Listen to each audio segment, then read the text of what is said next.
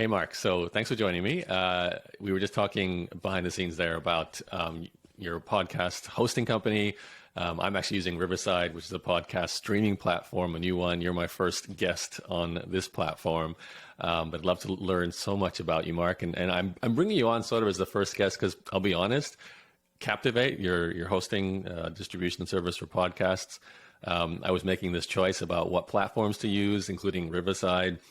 You came up. You're a friend of a few mutual friends, David Bain, Chris Tucker, and yeah, I just thought it'd be great to get you on the show.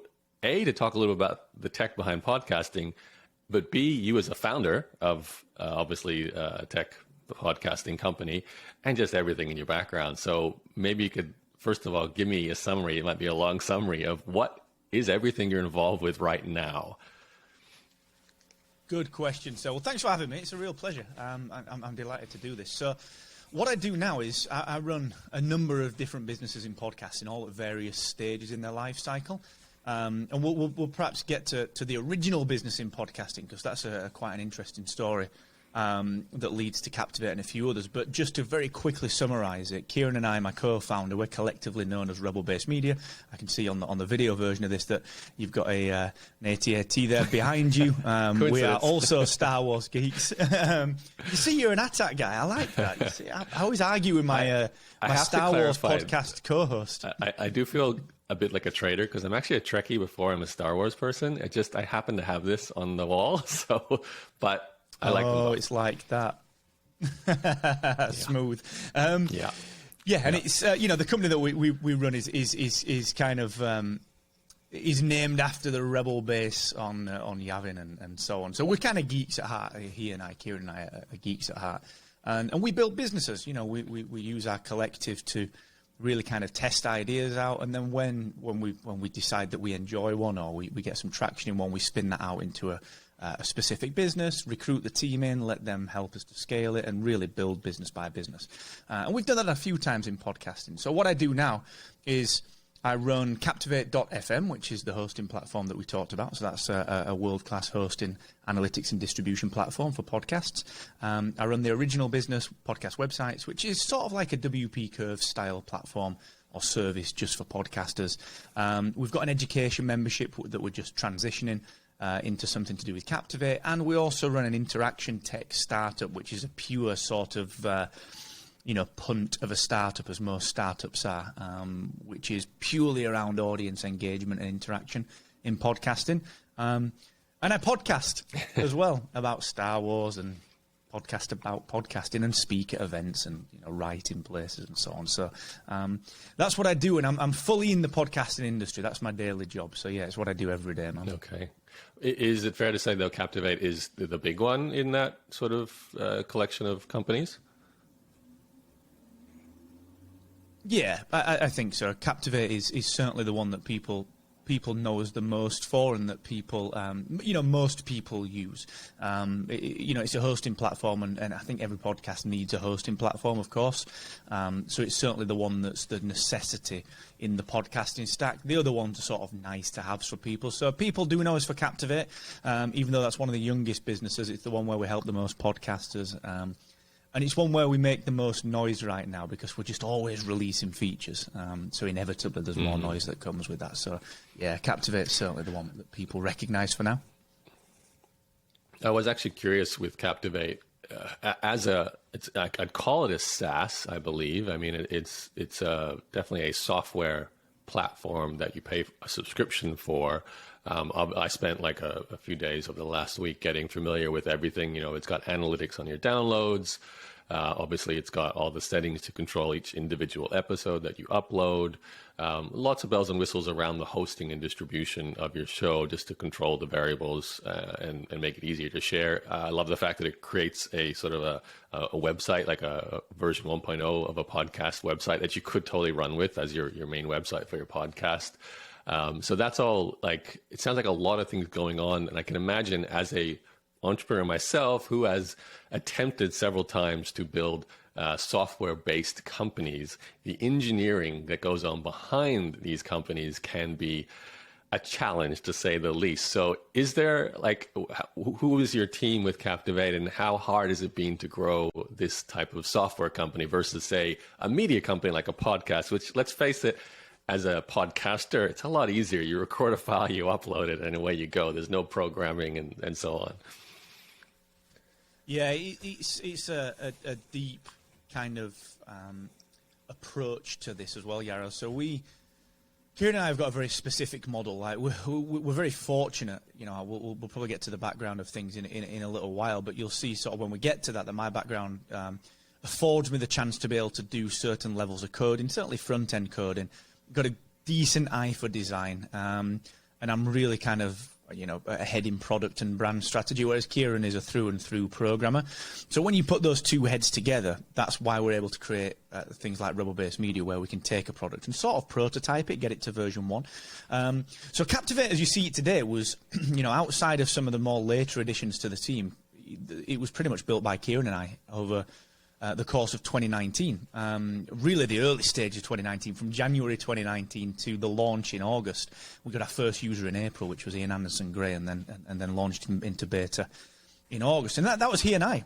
You know, we built the thing up, and we spent countless nights sat around a table saying, do you know what, let's scrap this and move to something else, and let's scrap how this create episode page looks and just start from scratch. And we literally just did that all ourselves. And it's only now that we've got the team, and our model is to kind of go from 0 to 1 and then hire the team in, you know, firstly bolstered by support and then some engineers, and then more recently our head of design and our digital marketing manager. And you know, when we look at what's coming next for Captivate, the version 2, which is going to be launching very, very soon, actually. It's going to be launching in June 2021.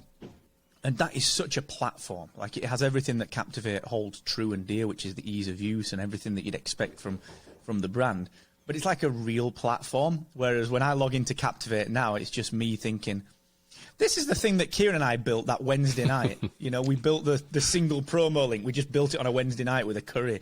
And it was like this weird thing. So the founding team were really the engineers and the builders and the marketers. Now, we were, you know, not taking that lightly and not saying that flippantly. We were very fortunate to have had what I call sort of a bridging business in podcasting. So we had our original WordPress business in podcasting, which we still run to this day. It's a great business and a fantastic service. But we'd sort of been afforded the chance to have a few years in the industry where we'd speak at events, where we would, you know, we'd travel and would be around speaking at Podcast Movement and Podfest, producing our episodes, speaking to podcasters. So kind of by proxy, we'd done so much user research. So there is sort of, there's a potential for it to sound a little bit flippant when I say, well, it was just Kieran and I on a night time building it. The pre-work that we'd done by proxy of the other business is not to be underestimated. That was the thing that we really got lucky with, because we were just able to gather that intel very, very early on. But yeah, that's how we got there. And we, you know, from a founder's perspective, we actually set 3 very specific things up when we built the business. And I think this is interesting from a business dev perspective. We said that the three things that we were going to use as sort of benchmarks for scaling were, we weren't going to introduce things like annual plans until we'd hit a certain MRR threshold, so that we could bolster the bottom line and not require funding. The second thing that we did was, we said that we will always be in support. You know, we will be there in support. That will be our number 1 priority. And then the third thing, when we do eventually begin to hire, which we'd started doing late 2019, the first thing that we would hire would be support, and we'd really button up that experience part of it. So yeah, that's a bit of the background on how we got from that kind of nothingness to a launch. It was some late nights, man, and there was some arguments. You know, I can imagine. Not easy. I'm glad to hear about the focus on support. As you know, I run Inbox Done, which is all about, you know, doing your email and your customer support. And I think that is one of the first things you need to handle. Except with a software company, you have to start with something software related. There's no point if you have nothing to support. So let's go back in time, because I can really feel in your case, Mark, there's a lot of connecting the dots between projects here. There's a real sense of one leading to the other. Obviously, you're known as the British podcast guy, so born and raised somewhere on the island. Is that correct? It is, yeah. Do so much travel, but we're right here now. We just moved actually more into the middle of England, and I should add that I got that sort of moniker from the early days of podcast movement when I used to travel out. I'd like be the only English guy there, and people could never remember my name. They used to confuse it with Mark or Matt or something else, and it was described to me that people would always just say, "Well, which one's he? It's that British podcast guy. It's that British." And I thought, well, that domain's available, so we'll have that. I've been the guy with the long hair. I've been the Australian with the Canadian accent. It's easier for us to just have one thing that people know us by, and that's it. So we should be thankful. It really for the is. British podcast guy. Everyone remembers you. Exactly. I am grateful for that, and it's that sort of testament, that user research that I mentioned earlier. That sort of testament to some of the friendships that I built very, very early on in podcasting. Podcasting's still a very small ecosystem, despite being a multi-billion-dollar industry now. When I got into it in 2012, 2013, it was, there was 180,000 podcasts versus 2.1 million that there is today. And that sort of connects to something that you mentioned as well, Yarrow, which is that connecting of the dots. The past life connecting to podcasting and to where we are now. It was around that time that transition started to happen. So my old life was an agency, and we built this small agency in Barnsley in England, where we were a very focused agency. We acquired a printing company and a photography company, and we were working on the standard kind of website builds, the 5, 10, 15 grand website builds, and then started to build software for education and do branding work for some of the big brands in the world, and ended up doing covers for like New York Times and all this. So we sort of scaled this agency.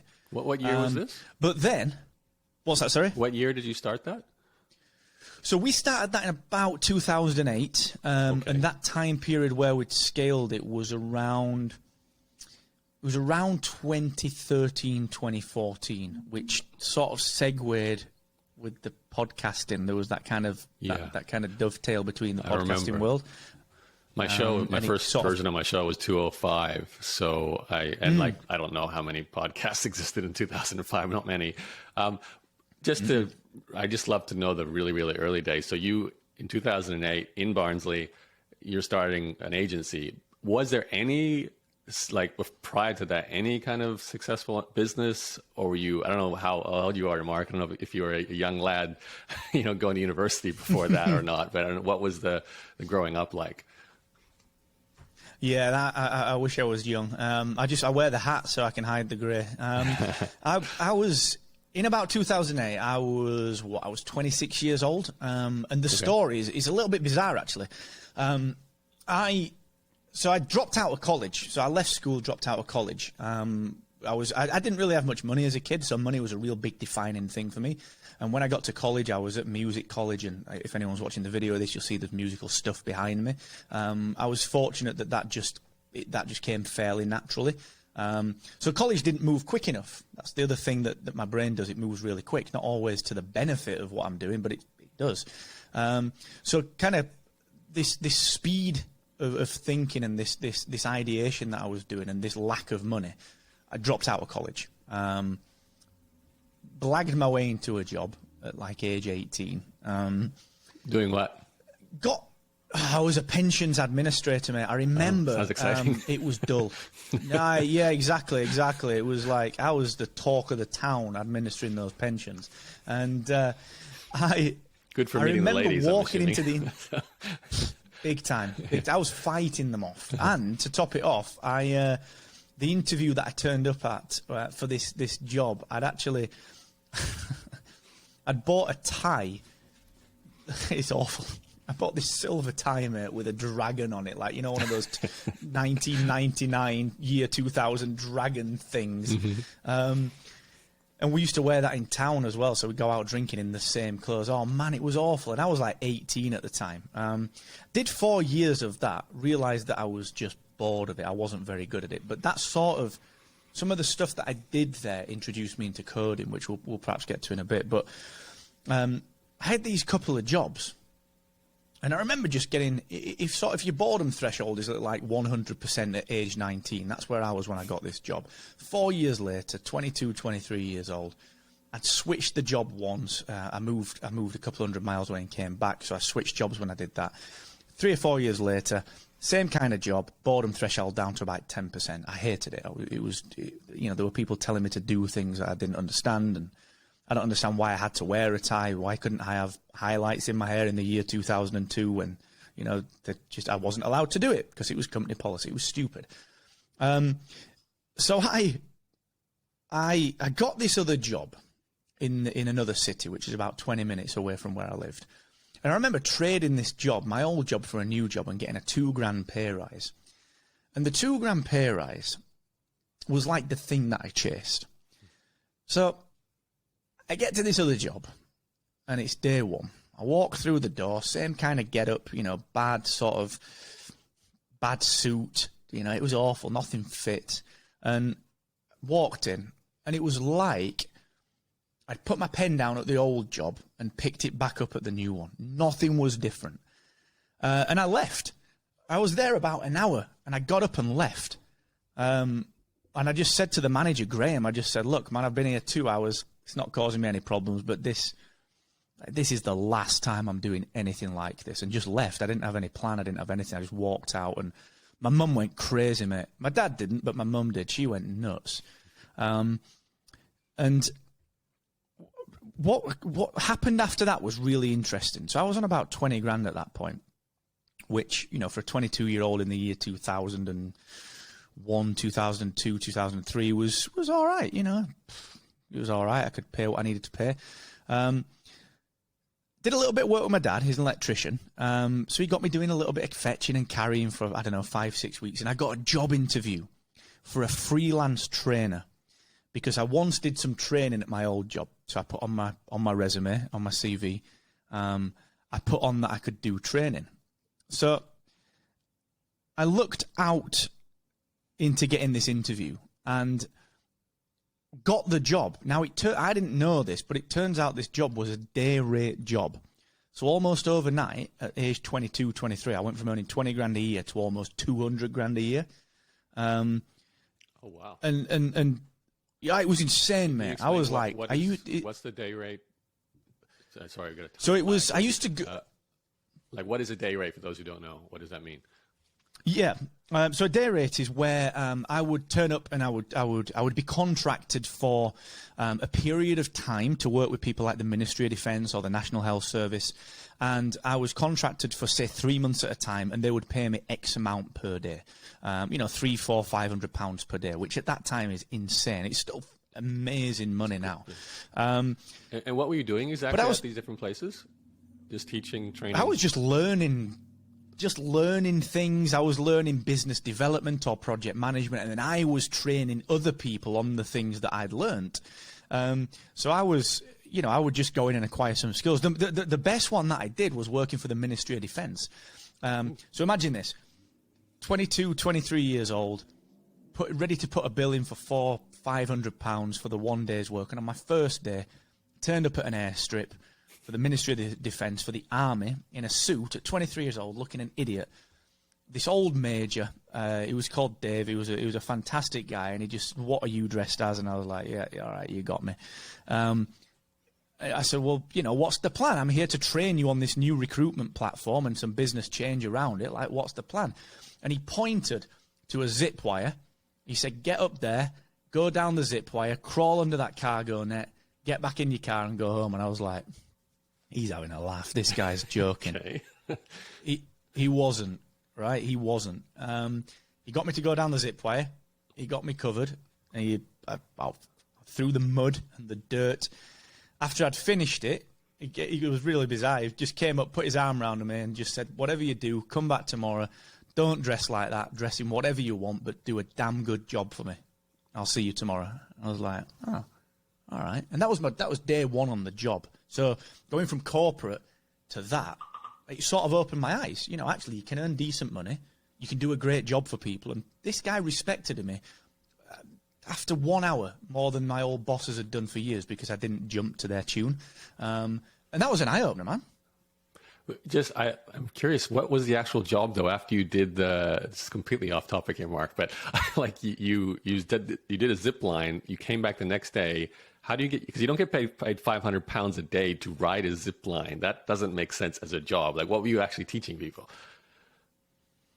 I taught them just how to use their own recruitment systems. That was it. So I'd gone in the week before and learned. So I went like down south to the south coast, learned how to use this platform. And then day one was like, right, go back to your territory in Yorkshire, train your local army on how to use this software. And that day one was his way of basically breaking down the corporate levels in me and kind of embedding me into his world, because I needed, in order to be able to train a grizzly old sergeant and an old major that had left the army and was now recruiting new recruits, there was no way they were going to respect me turning up in my suit and telling them how to do their job. So we kind of broke that down and built it back up with that 1 hour of work. And he still signed off the invoice as well. I still got paid £500 for that one day, which was fascinating. That's a good first day. Okay.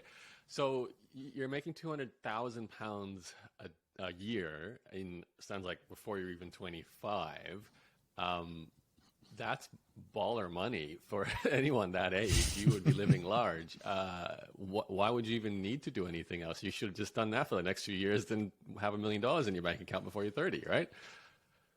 I know, right? That's not the way that I worked, though.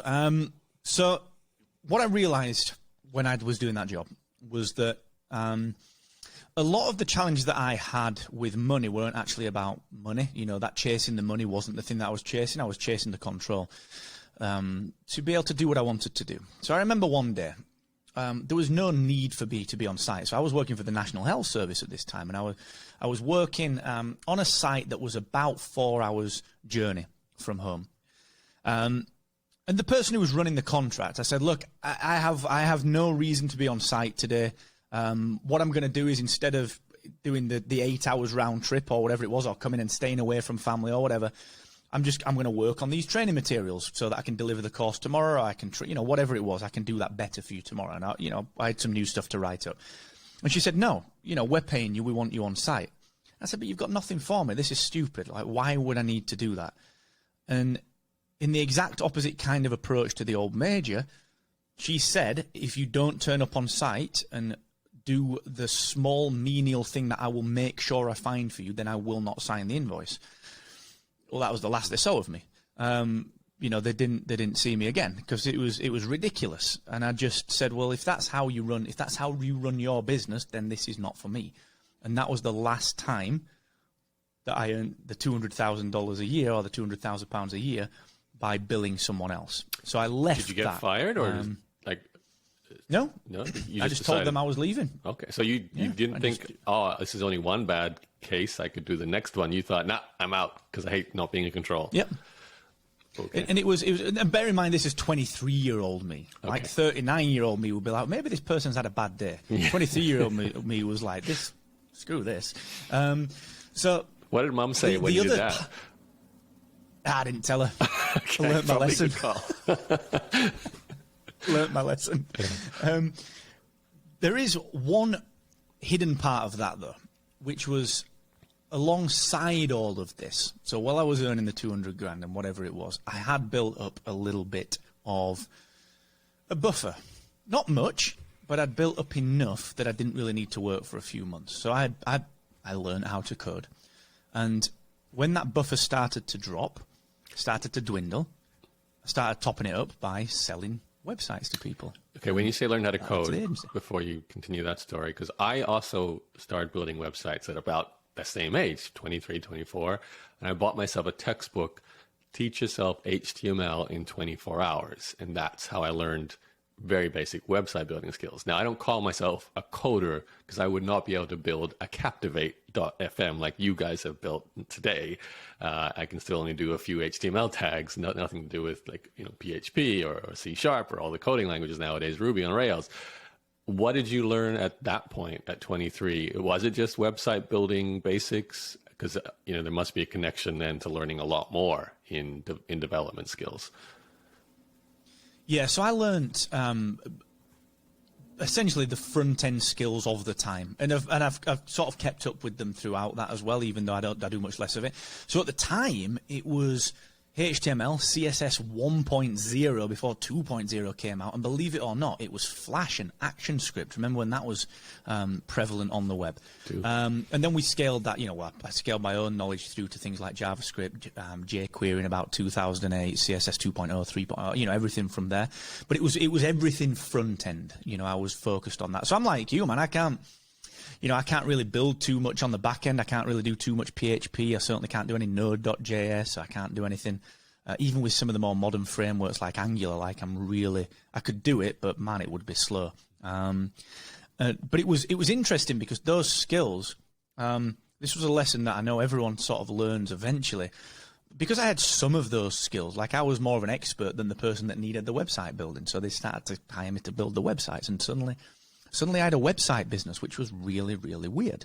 But I didn't know how to build a business. I knew how to code, but I didn't know I knew how to order business cards and set up my my website. That was badass. I looked fantastic when I turned up at a meeting, but I didn't know how to close the meeting. I didn't know how to invoice. I didn't know how to do contracts. I didn't know any of the business stuff because guess what? I remember I dropped out of college. So I had to learn all that stuff on the fly, and that eventually led me to some of my co-founders on the agency where we essentially, I started freelancing as a web designer or web builder, and we formed an agency with a couple of friends, which that's the thing that we scaled. But it was tumultuous at the time. It was scary because that runway that I'd built up, in hindsight, like you said, probably could have stayed on at a couple of $100,000 a year for a little bit of time and built up a little bit of cash. But it was every day. It was 5 a.m. every day working for people that I didn't get on with. Yeah, it was tough. But then the runway dwindled. The 10, 20, 15, whatever grand that I'd saved up, because I didn't have these business skills, they all dwindled. That money just frittered away, So tell us more about the agency. So, agencies building websites, it is the most commoditized business on the internet. And I feel safe saying that's the case even in 2008 when you were, going gung-ho with it. So, how big did it get, and what was the key to growth?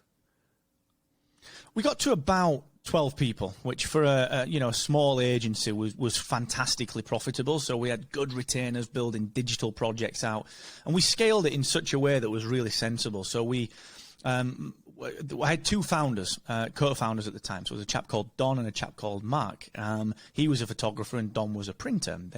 They brought their skills. So we became very quickly a full-service agency. People came to us and we could do everything for them. We then merged with another local agency to basically acquire some talent, another developer, and a fantastic brand designer called Kai Wilkinson, who I still work with today. He branded Captivate. And we sort of departmentalized a little bit. So I started to lead up the digital stuff where we'd build software for education companies and we'd build platforms for people. Unbeknownst to me, like in 2012, I was building SAAS for people, and before SAAS was a thing.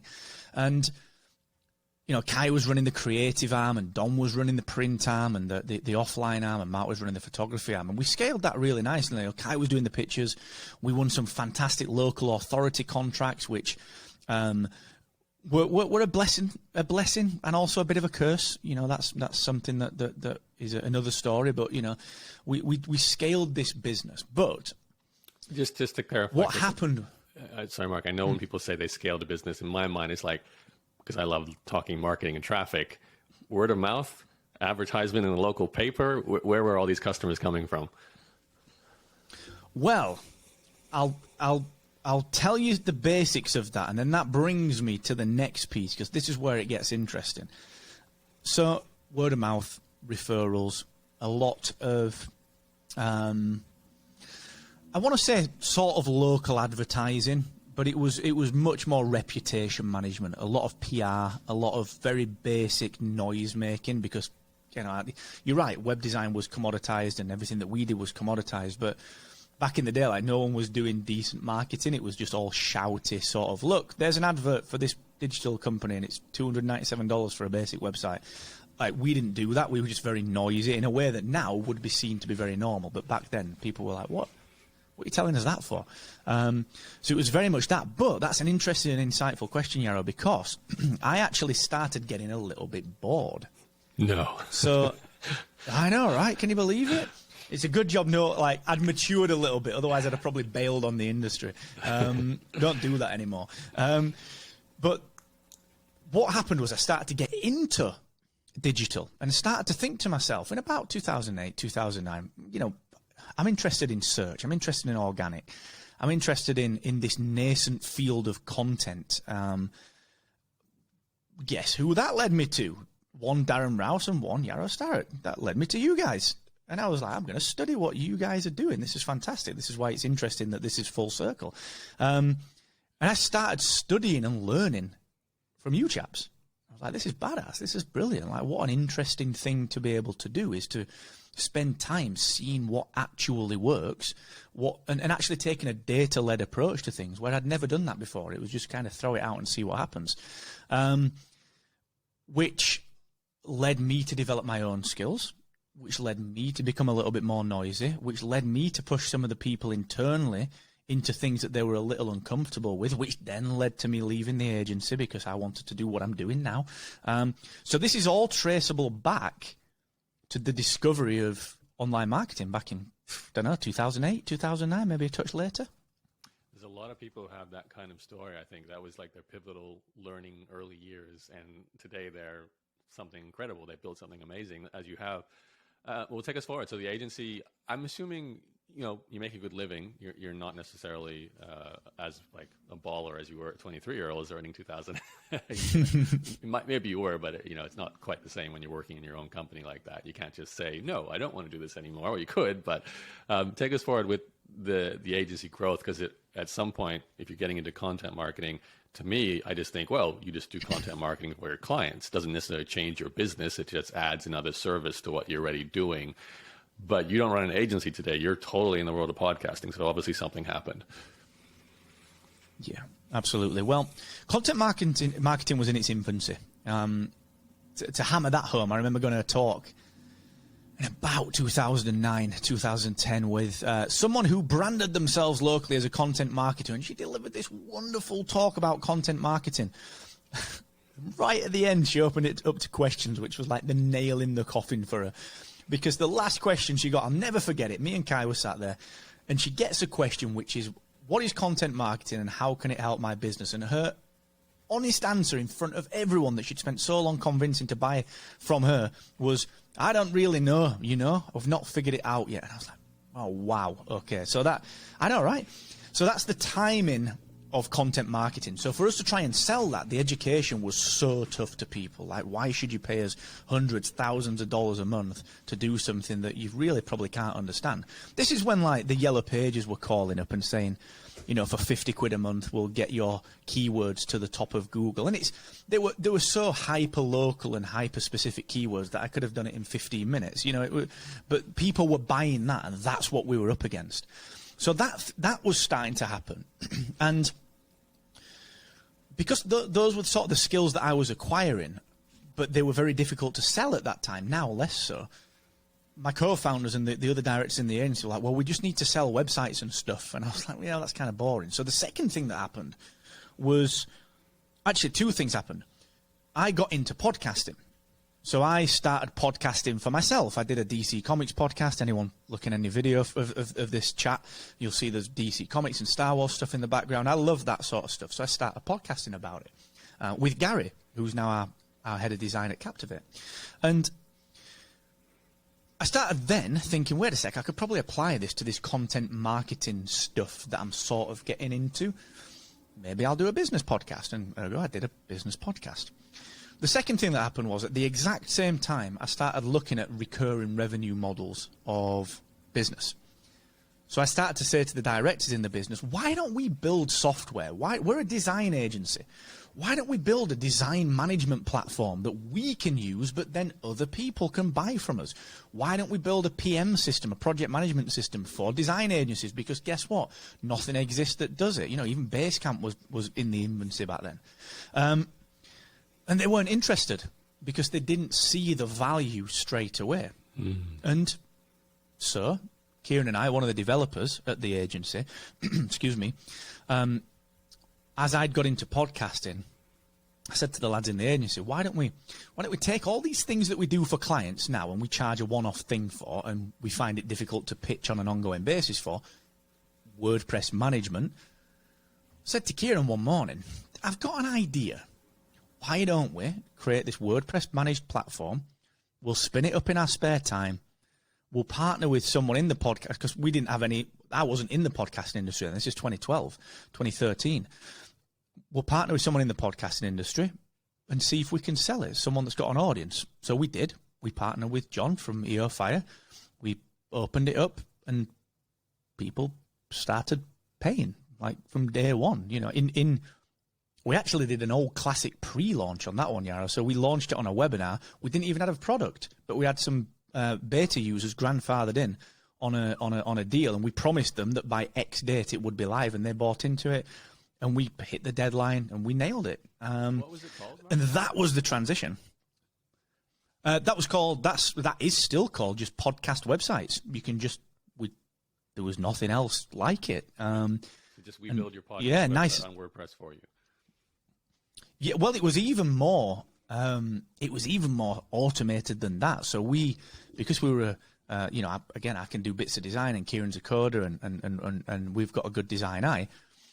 We pre-built a website. We built a system that would auto-deploy WordPress, and then we built an entire education system around why and how to customize the design that we're giving you with a drag and drop builder and so on. And we built this entire platform out. So people, what they do, and they can do this to this day, theoretically, they can sign up to the platform. A WordPress website will be auto deployed, and they will then get all the education and everything that they need to customize it, and the community that goes with it. Now, the one thing that existed on the back end of that, and this was a last minute decision, and I mean like a mega 11th hour decision. I remember talking to a friend over some beer. I said, would you buy this platform if it didn't include podcast hosting and analytics? He was like, nah, I wouldn't. I was like, Kieran, on the phone, dude, we got to build basic hosting. This is in 2014. And the seeds of Captivate existed in that hosting. So we've been providing that for years. And then again, there's more to the story where we split them out and built each business separately. But that's where it started, and that was the transition from agency to podcasting. So did you completely leave the agency, and were you able to live full time on just what you were getting from the podcast podcast websites business? Yeah, we were. There was maybe an 18-month transition period, but from day one, Kieran and I were drawing a salary from the podcasting web business. Just from Entrepreneur on Fire promoting it? Was that? I know John Lee Dumas, who we're talking about here, his podcast, I mean, it's huge now. I think even then it would probably, and you had the perfect offer for his audience. He was selling podcast coaching back then, I remember. So that would have given you a flood of new customers, but then what? Like, you have to still keep growing, get new customers, right? So was there a growth plan for that company that allowed you to take a salary so quickly? So, two parts to that. There was a growth plan, but it didn't allow us to take a salary. So there were two disjointed things, and I'll explain what I mean because it sounds stupid. Yeah. So John's audience provided a steady stream of leads, which was fantastic. And, we're still very close with John and Kate, and they run a fantastic business, in what they do. We basically went full bore into embedding ourselves in the podcasting community. You got to remember back in the day as well, no one was doing WordPress. Like Blueberry kind of had their sort of plugin. We caused a lot of change in the industry. And I don't mean that to sound like I'm blowing our own trumpets, but we from day one spent our own money on going to Podcast Movement and exhibiting and speaking. I mean, day one. You know, we had no right to be there, but we just went and we did it. We brought design to the podcasting industry. I'm confident in saying that because it looked crap, man. Before then, like everything looked bad, and we said, well, it doesn't have to. And we also went with an open mind, and we helped people, and we did community things, and we did education. And it's easy to think, well, of course you did, that's obvious. But honestly, back then, not a soul was doing it. Not one person was serving that audience in the way that we were. So that was the growth plan. That didn't necessarily map to the bigger picture. So remember at that time, you know, we had a product that served a tiny portion of the addressable market. You know, the podcasting market was still reasonably big. There were new people entering it very, very quickly and very, very readily. But a lot of them had their own website. A lot of them didn't want a website. A lot of them used free plugins. You know, the addressable market for us was tiny. The bit that we were serving was so small. So we set out a 3-year plan, which was to split up the core pieces of Captivate and also introduce one other piece, which is the interaction tech. Split up the core piece of podcast websites and turn them into specific businesses so that what we could do, remember I said right at the beginning, you know, the podcast hosting is the thing. Everyone needs a podcast host, every podcaster, but not everyone needs the WordPress part of it. So if we could do something that opened up more of the addressable market, the other stuff would benefit as well because we had a ready-made funnel and ready-made pipeline. Hence the launch of Captivate. That's what we did. So that was a 3-year repositioning plan. You know, we spent a hell of a lot of time being patient, a lot of time doing the things that, you know, we had to come up against people saying this is the wrong strategy and this is not how you should do it. And we just said, look, this is our plan. We're confident in it. Just give us 2 years, give us 3 years. And sure enough, 3 years in, the plan is fully formed and it's been delivered. So that was the growth strategy. And we knew very early on with the websites business that, and we still do this to this day, that we can serve people really well. Like we love that business and we love the people that we work with. Like we genuinely enjoy doing that.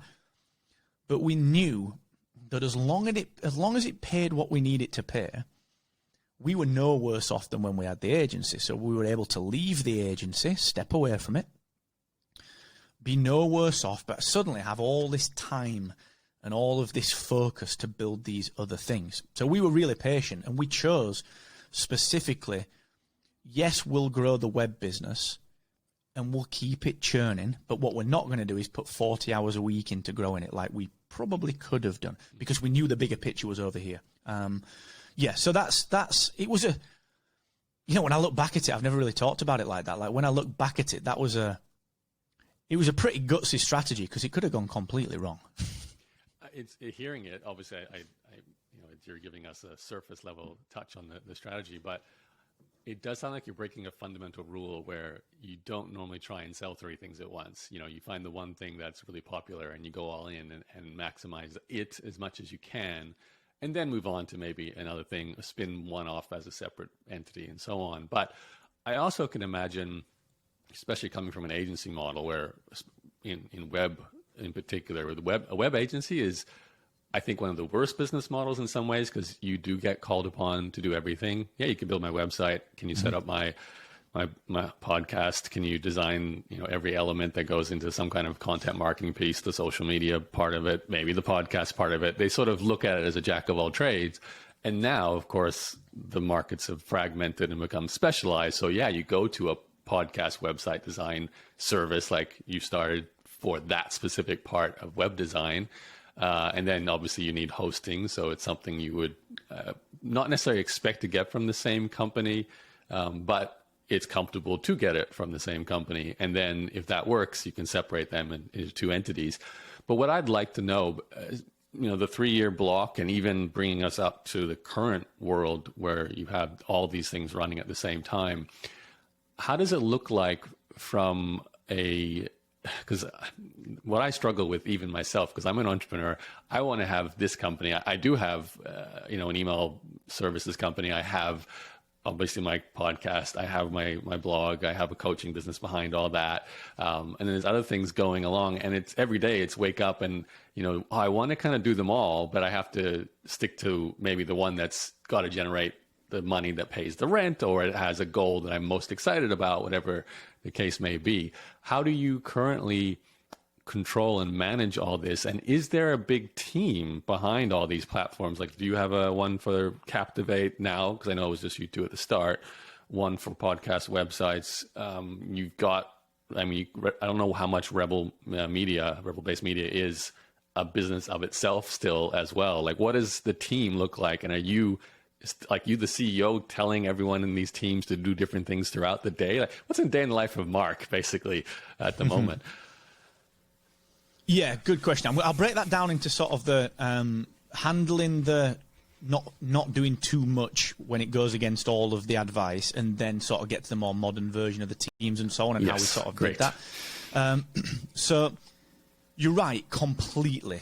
We should be focusing on one thing, and we do, and we did. To give some insight into this, the first ever product idea that I had in podcasting in 2014 is the product idea that we are only just pushing out into alpha. In fact, 6 years after we decided to do something with it, almost to the day, yesterday, we got a US patent granted for that very technology, because of a lesson in patience, in doing the very thing that you'd said, which is what do I need to do right now?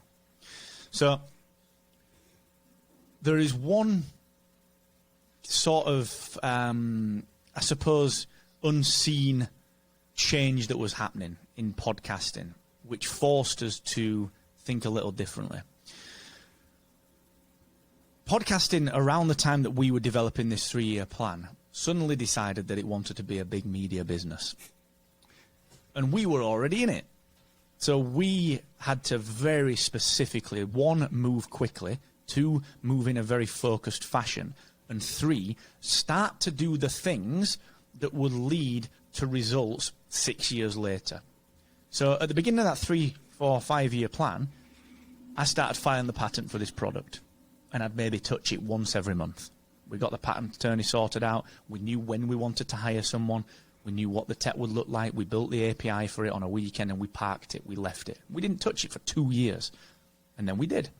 And then the patent got granted. So we were able to skip over these things, having an eye on where the industry was sort of going to be in a little while. We were very fortunate because we were in podcasting right at that point. We'd been in it for 2 or 3 years. We'd seen where it had been. We saw the precipice. We saw where it was going, and we were able to put those foundational pieces in and then come back to them later.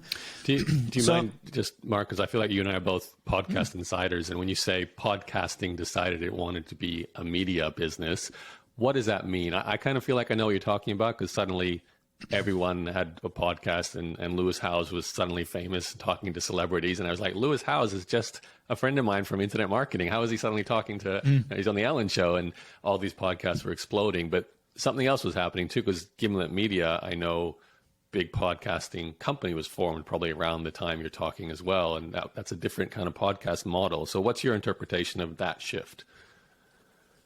Yeah, so when we say podcasting as media, we think of podcasting as this sort of industry where independent people can do whatever they want to do. But around 2014, 15, 16-ish, 2016 is the easiest way to pinpoint it, with the launch of Serial, where it became a media for the masses. So Netflix had educated my mum on the fact that she could get whatever she wanted visually whenever she wanted it. Uber had educated us on the same thing for travel, and Deliveroo and Just Eat, and Uber Eats had educated on the same thing for restaurants. So suddenly this on-demand audio that was RSS-driven, you had to have a fancy app on your phone, was actually just Netflix for radio. And people started to get into it more, but they started creating IP. They would build shows, intellectual property, with an eye on selling them to movie studios and TV studios. And that this is an entirely different topic we could get deep into, but that's the fracture beginning to happen in 2016, 2017 that we're seeing much more of now. Q-Code, Wondery, Pineapple Studios, all these people, Macmillan, producing these amazing things that are intended to be mass market entertainment media, not Lewis Howes, interviewing Gary Vee. That's different, So that's the split that happened. But we were we were fortunate enough to be at the podcast conferences when one year Apple turned up. What are you doing here?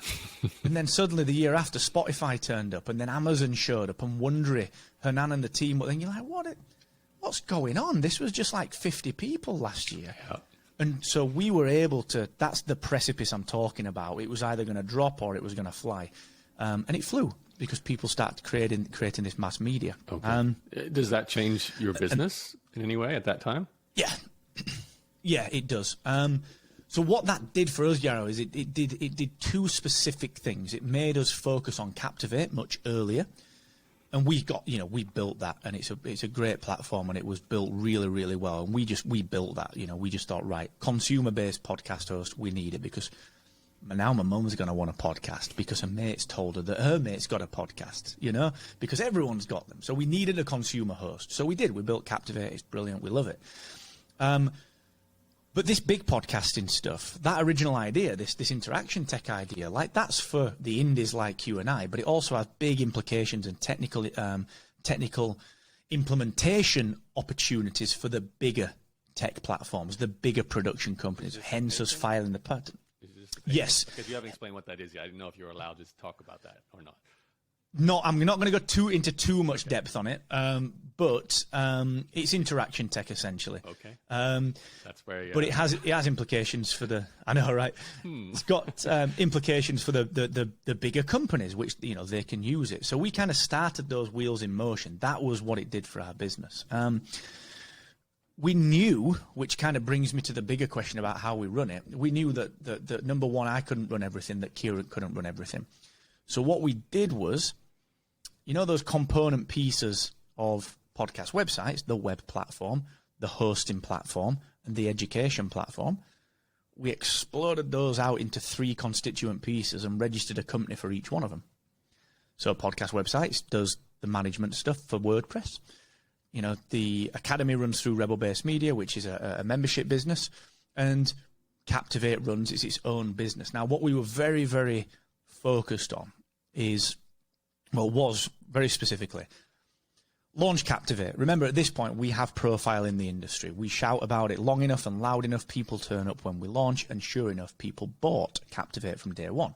And rightly so. It works. It's not just on the strength of shouting it. It's a brilliant platform.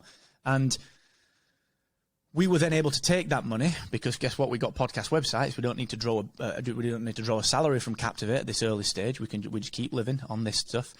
We're able to hire in a support team, and suddenly, 18 months, 2 years later, where we are now, Captivate is a team of 12 people, a range of developers, a multinational support team, a range of designers, a marketing team, and the same for podcast websites, a very small team of very focused WordPress individuals that do a great, great job. Productivity, the interaction tech, guess what? It's got a developer, and they just work on productivity. And it was very carefully planned, and we talked about that focus, that whole do one thing until you've got it to the point where it's not necessarily exhausted, but where it's running well. That's what we did. Podcast websites runs itself. Captivate doesn't run itself. I steer it, I guide it, but everyone is really good at their job, and that's why we hired them. So I'm confident that, I can have my COVID vaccine, have a day off because I've got symptoms, and the business doesn't set on fire. Everything works really, really well. And that was the model. That's how we did it. And that's what we still do. We're doing this now with the interaction tech productivity. We've got the one developer, Ed. He and I work on that. And it's a repeatable model. We're just in alpha with that, which is working really well. We've got the patent granted. And it's, off it goes. So that it's been a proven, repeatable model. But the key thing to take away from that is that you are absolutely right. You can't do too much too soon. You've got to have confidence in, like we did with the interaction stuff, do one thing that you need to do now to set it up for the future. Pop it on a shelf and come back to it when you can dedicate some time to it. That's been vital to what we've done. Interesting. So maybe as we kind of head to the last few questions here, Mark, and we're, I feel like we've connected the dots. I have a better feel for what you're in charge of. It's almost like three business units, and you're the CEO of one of them, but you're obviously the founder of all three of them, co-founder. The podcasting, it feels, as we record this, it's almost like a second kind of period of explosive growth as the platforms start to come out, like, you know, new software tools like Riverside, Apple suddenly deciding that we're going to take this as seriously as Spotify is, and we're going to let people monetize with paid subscriptions and things like that. It's all just happening as we record this. It does feel like it's one of those moments in time where there'll be a big boom of lots of different tools exploding, and then it'll start to consolidate. And you could imagine podcast hosts start to merge, you know, podcast recording tools start to get acquired and become under one company. I know you aren't necessarily sure about what direction all this is going, but in terms of your own businesses, is the vision to possibly exit some of them, sell them off? It sounds like you're excited about this patent with a physical tech you're building, which is maybe, I don't know the details, but it sounds like it's physical and software, which is that's always a unique challenge. What is like the vision for your own companies, if you're that clear on it now? I know sometimes myself, I tend to build things as I go and adjust as I go as well, but you must be feeling, okay, you know, Captivate could be the 10-figure business here, because it is in a growing, massive marketplace. It's a SaaS, it's a subscription. It's got all those sweet things that people love to hear about. You could even think about taking venture capital and going huge and all those kind of things. Does that all cross your mind? The venture capital thing doesn't at all. Okay. Remember the control thing, you know? Yes. I would struggle like heck with that, mate. And honestly, I don't know if I want that. Like, I set my businesses up when I was 23. You know, I was a bullish 23-year-old, but I always had an eye on being older and being able to take my kid to school, and someone. All I want was just someone to not make me sit on a chair when I didn't want to sit on a chair, and instead be sat on a chair watching my kid play soccer or in a band practice. You know, do all the things that you want to do as a family person. And that's why I do what I do. So venture capital and that sort of thing doesn't interest me, because that comes with inherent pressure. My job is to be the person that looks after those closest to me. That's my job. You know, the businesses are something that I love doing, and my users are the people that I look after the most in that realm. So I think, yeah, you know, there's always an eye on de-risking, you know, because Captivate or any other product that you build, and you'll have, you know, you've been in that position and will continue to, because that's what we do. We keep building things. You know, when you've got something that's growing, inherently you've got risk associated with it. You progress in your own life based on that particular product or the success of that product, and that's where the risk comes in. So there's probably an element of de-risking at some point. I think you're right. You know, Kieran and I spoke about this. Consolidation will happen inevitably. You know, it's already starting. We've seen that. And for me, it's really about doing the thing that I want to do, you know, and really enjoying what I do, making sure I can provide for the family and give them a great life, give the kids the opportunity that I never had and that, you know, we want them to be able to have, and let them make their own way, but de-risking some of the business. So I think whilst we don't know what that looks like, you know, there is an opportunity for us potentially to think about that. Would we want to go public? Would we want to VC it in the future to get to that point? Probably not, man, because that's a lot of late nights for me. And I'd rather be woken up by a kid that needs me than thinking about what a venture capitalist thinks about my decisions, you know? Yeah. Okay, well, let's wrap it up with one question. Mark, I didn't tell you this, maybe you know, maybe you don't know, but I've kind of rebranded this show. I'm calling it Vested Capital going forward. I'd like to kind of tie into that concept, and I know I'm always interested in this. It can be a very personal question, so you can take it as personal as you want to. Looking back on all the things you've done to make money, to build your own capital, and possibly what you're thinking about in the future in terms of growing capital, could you advise everyone listening purely, and maybe if you want to tie it into what's been the biggest source of your capital over the years, like what would you recommend to the audience to focus on if they are focused on growing a really serious, to make a lot of money? I don't no other way of putting it, but maybe also tied into, you know, the mistakes or the directions that were not a right fit for growing money? Like, it does sound like you had an opportunity to make a lot of capital at 23, earning 200 grand a year, but at the end of the day, that still wasn't the right path for you. So take that question, or multiple questions, however as you like, but what's your advice? Yeah, I think there are three things that I'd suggest. First and foremost, the old cliche, the old obvious one, which is you've got to really enjoy what you're doing, because no matter how much money comes with it, you're never going to look back at 80, 90 years old and think to yourself, do you know what? I'm glad I had all that money but lost all that time with the kids or the family. And by enjoying something, you give people the opportunity to be around you as you can be at your very, very best, because you'll have the bad days, but the bad days are not there because you're doing something that you hate. They're there because they're a byproduct of doing something that you love. And in my view, you become just the genuine version of you that you can continue to be regardless of what you do. That's why people who set up multiple businesses keep doing it, because they enjoy different things at different times in their life. So I think really focus on that part of it. I know it's cliched, I know it's very soft, but I do think that's sort of the baseline. The second thing that I'd really focus on is, it's going to sound cliched to start with, but it's tactical when you get to it, which is focus on people. In the early days of a business, all you have is relationships, and all you can do is be very, very good to people, be very, very honest, be very, very transparent, and be very, very helpful. Now, the way that you can tactically scale that is by making sure that when you do build something, that, like we talked about earlier with the support side of things, like that should be the first thing that you focus on, is the experience. Because it's easy to defend your platform. If someone comes in and, we have it with Captivate, someone's having a bad day and they kick off. And it's not anything to do with us. It's Apple Podcast that's down, or their microphone's not working, and the one thing, that the typo that's in Captivate because they typed it, is Captivate's fault. It's not, but that's all right. It's not our job to say, wait a second, that's on you. It's our job to put the arm round and say, you know what? Actually, we got your back. I've covered you on that one. Oh, and by the way, let me know what else I can do. I'm really here for you. We have all this stuff. We've got all these live things that we do where you can just come and be around other people. Like, that is core, and scaling that support is vital.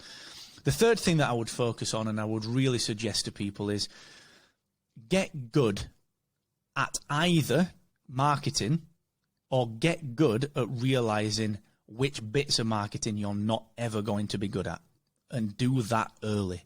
Because if you don't, you'll go from 0 to 1, but you'll top out at 1. You're never going to get any further. You'll never get to an 8-figure business. You'll hit out at a low 7, or whatever your goals are and your aspirations are. Those three things, I think, are things that I wish I'd been told when I was younger, that I'm not even sure the college tutors could have taught me had I stayed on. But I think if you put them at the center of everything that you do, they'll serve you if you're a tradesperson, if you're a digital entrepreneur. They'll serve you if you go get a job, So I think they're absolutely vital. And is it safe to say, in terms of your own financial success, it's mostly been in the podcasting space, like not as a podcaster, but as a support service to podcasters? Yeah, absolutely. Yeah, podcasting absolutely has been my career for nearly 10 years now, man, which is insane when I think about it. Yeah, well, it's a good field to be in. You've been riding away, which I feel is just getting bigger at the moment. So I hope it continues to rise and doesn't ever come down and become a nothing. It would make me sad. I listen to podcasts probably more than I read books, that's for sure, and even maybe more than Netflix, which is saying a lot. So, wow, that is saying a lot. Yeah, I mean, I probably should track that, because one binge watching session of a series on Netflix can suddenly be 8 hours, and I wouldn't sit there and listen to 8 hours straight of podcasts, or audiobooks. But still, there's definitely some serious time put into both audio and video. Mark, we've mentioned a lot of websites. Obviously, Captivate.fm is the kind of like the main one we've been mentioning back and forth. Any others you want to send people to now, or just you want to give them focus? You want to give them lots of options? We'll give them one thing. This is one of my tutorials that I always give to podcasters. Give them one call to action, okay. And that's always just it's always just social. Just get me on Twitter. That's the place that I'm around the most, and it's the place that we can actually have a chat. So I'm just at Mr. Asquith on Twitter anytime. I think that's how I asked you onto this podcast, to this episode on Twitter. So yeah, it works. I think it was actually. Yeah. Thank you, Mark. I appreciate the time. Good luck with all the tools. I'm looking forward to seeing this new patented secret technology that you've got coming up soon. So that will be fun. It's rare for digital entrepreneurs to get into physical. So that's always exciting to see. And keep up the good work. I appreciate your effort. Well, thank you so honestly, and thanks for doing what you do and what you have done over the years as well. You have been a genuine inspiration. So thank you, man. Really appreciate it. Appreciate it. And we're off.